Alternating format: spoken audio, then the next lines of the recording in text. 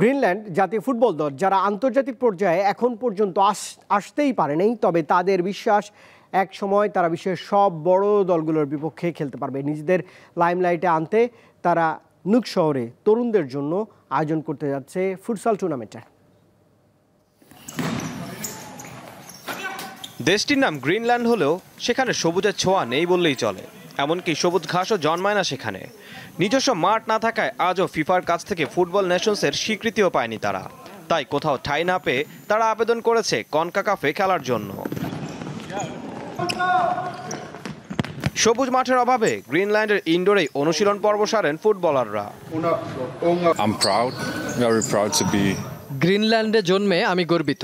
বিশেষ করে বিশ্বের কাছে আমাদের পরিচিতি বাড়ছে। আমরা বিশ্বাস করি আন্তর্জাতিক পর্যায়ে জায়গা পেলে আমরা ভালো কিছু করতে পারবো।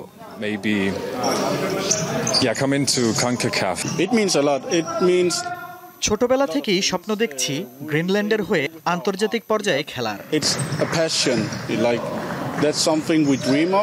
দেশটিতে আত্মহত্যার পরিমাণ অনেক বেশি, পাশাপাশি বেশিরভাগ তরুণও মাদকাসক্ত।